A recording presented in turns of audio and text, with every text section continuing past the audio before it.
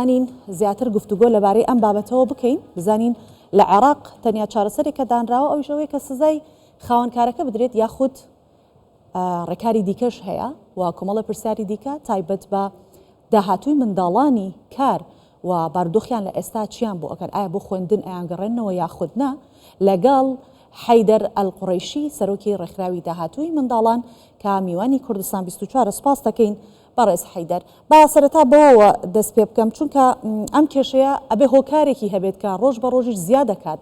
هۆکاری بەرزبوونەوەی ڕێژەی منداڵانی کار لە عێراق چییە؟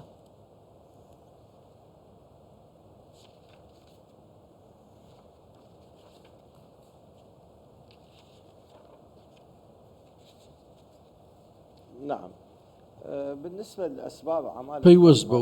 هۆکاری کاری منداڵان هۆکار زۆرن،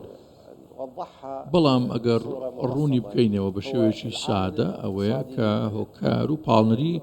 ئابووری هەیە، کاریگەری لەسەر کارکردنی منداڵ هەیە. وێڕایەوەش دابڕان لە خوێندنیشێکی دیکەیە لە هۆکارەکان بێجگە لە پێکهاتەی خێزانی و پەیوەندیەکانی نێوان هاوسەران واتە منداڵەکان لە یەکێک لە دایک و باوکان بێبەش دەبن. بێجگە لەوەش ئەمە دەرەنجامی جەنگ بوو بێت یاخود کە وڵاتەکەی گرتوتەوە واتە یەکێک لە دایک و باوکەکان لەدەست درابێت و وای کرد بێت منداڵەکان ناچار بن بخزێنە شەقامەکان و هەموو جۆرە کارێک بکەن. ئەمە وێڕای پێگەی ڕۆشنبیری خێزانەکەن کەوا دەکات منداڵەکان کرێکاری بکەن. ئەمانە هۆکارگەلێکی گرنگن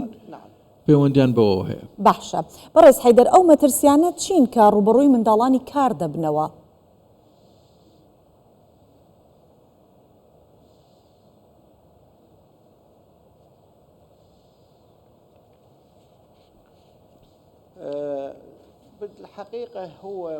لە ڕاستیدا ئەمە بابەتی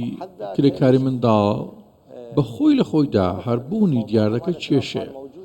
چونکە ئەمە پرسێکە لە زۆربەی وڵاتان و لە هەموو کاتەکان چێگرجی پێدانە و جیاوازیش هەیە، واتە بەپێی ڕۆشنبیری وڵاتان و پێگەیان پیابەندی دامەزراوە حکوومیەکان لە چاودێریکردنی منداڵان لە وڵاتە دەبەسترێتەوە پەیوەندی پێوە هەیە. بەداخەوە ئەو دیاردەیە تەشەنەی کردووە لە عێراق لە کاتی گەماروی ئابووریەوە دەستی پێکرد بۆ سەر عێراق لە نەوەتەکانەوە تا ئەم کاتە بەردەوامە لە دەرەنجامی جەنگ و ڕوبەڕبوونەوەکان و باردۆخە ئابووریەکە. باشە بەڕێز حەیدەر، من ئاماژەم بەوە کرد کە یاسایەک لە ساڵی 2015ەوە هەیە بۆ ئەوەی کە منداڵانی کار پێش ئەوە ڕێگریان لێ بکرێت بگەڕێنەوە بۆ خوێندن و کۆمەڵش با بڵین مافی دیکە کە لە ناو یاسایە پارێزراوە بۆ منداڵان، بەڵام لە عێراق جێبەجێ ناکرێت. هۆکار چییە؟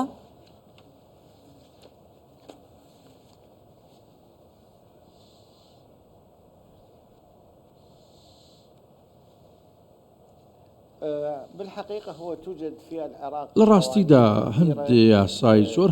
یاسا هەن لە عێراق کە باس لە سنوورداری کرێکاری و نێشتنی بکەن لای منداڵان. لە هەمان کات هەندێک ڕێکار و یاسا و فەرمانی نیشتیمانیشان لە دەستورەوە دەست پێ دەکات کە لە 2005ەوە دەنجی لەسەر دراوە. ئەو مادانەشی کە تێیدان مادەی 9 بێجگە لە یاساکانی دیکە کە ڕێگری کردووە لە کارپێکردنی منداڵان یاخود لە خێزانەکان تا بیاندەنە بەر ئەو کارە لە بازاڕی کار بەتایبەت لە خوار تەمەنی 18 ساڵ. بەڵام بەداخەوە هیچ جۆرە چاودێریی ڕژ نییە لایەنە چاودێرەکان بۆ سنووردارکردنی ئەو پرسە. باشە یەکێک لەو با بڵێن ڕێکارانێک کە حکوومەت گرتوێتیە بەر بۆ بنبڕکردنی ئەم حاڵەتەویش ئەوەیە کە خاوەنکارەکە سزا ئەدرێت. مۆزوعەکە و یاخود باڵین بابەتەکە منداڵەکەیە نەک خاوەنکارەکە چی شتێک کراوە بۆ منداڵەکە ئایا لە دوای سزادانی خاوەنکارەکە منداڵەکە دەگەڕێنرێتەوە بۆ خوێندن لە ڕووی باری داراییەوە دەستەبەرێکی کۆمەڵایەتی بۆی تەرخانەکرێت لە دەستەبەری کۆمەڵایەتی چی بۆ ئەکرێت؟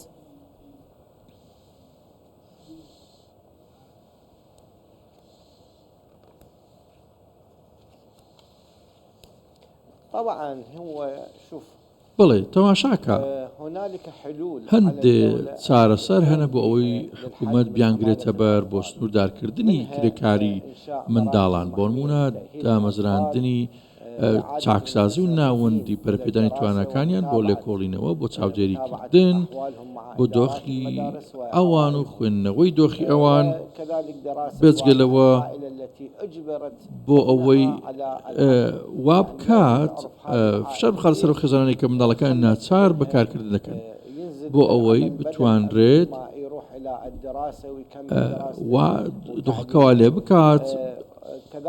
منداڵەکە بخوێنێت و دێژە بخوێنینەوە بدات ئەمە وێ ڕای ئەوەی ناوەندی دیکە بکەنەوە بۆ ڕاهێنان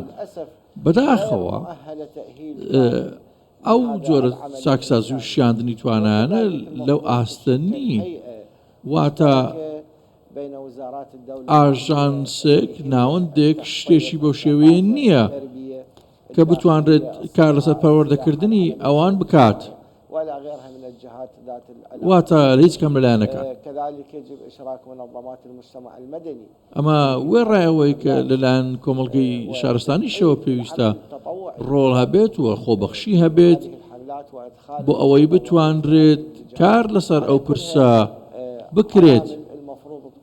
و پێویستیشە ئەو لایەنە هەموو بکەن بەڵام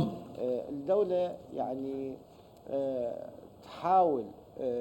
الحد من انتشار عمالة الأطفال حيث أنجز في عام 2015 التقييم السريع لأسوأ أشكال عمالة الأطفال حول زۆر دراوە بۆ ئەوەی کرێکاری منداڵان سنووردار بکرێت لە پارێزگاکان ئامار وەرگیراوە زانیاری وەرگیراوە بۆ ئەوەی بزانرێت زانیاری بدرێت ئەو منداڵانی کرێکاری دەکەن چەندن هەندێ پاشەکشە هەیە و ئامارەکان ئەرێنین ڕاوێژکاری ئاسایشی نەتەوەی باسی لە سیاسەتێکی نەتەوەی کردو بۆ ئەوەی منداڵان و ئەوانەی خواردنی 18 ساڵ کاریان پێ نەکرێت لە 2024 و 2025 ئەوە بچیرێتە بەر بەنیازی چارەسەرکردنی لامان کات کار کراوە بۆ داڕشتنی استراتیژی نیشتیمانی بۆ پەرەپێدانی ئەو منداڵانەی کە لە گەشەکردنی خێرادان لە 2025 تا ساڵی 2031 ئەمە دواتر دەرەنجامەکانی دەبیندرە نەگەر پێڕەو بکرێت ئەمە وێ ڕائەوەی کە لایەنی چاودێری باس لە سیاسەتی پاراستن دەکات لە 2022 ئەو لیژنەیەش دانراوە ئەو هەوڵانە کە حکوومەت گرتوویەتە بەر بەدڵنیاییەوە لەگەڵ ئاژانسەکانی نەتەوەگرتووەکان کە بەشدار بوون زانکۆکان و کۆلێژەکان و مامۆستانی زانکۆ بۆ پەرپێدانی ئەو شاریە بەڵام وەکو پێویست نەبوو لاوازە. سپاس دەکەم بەڕێز حەیدەر ئەلقوڕەیشی سەرۆکی ڕێکخراوی داهاتۆی منداڵان لە کوردستان 24 میوان بووی.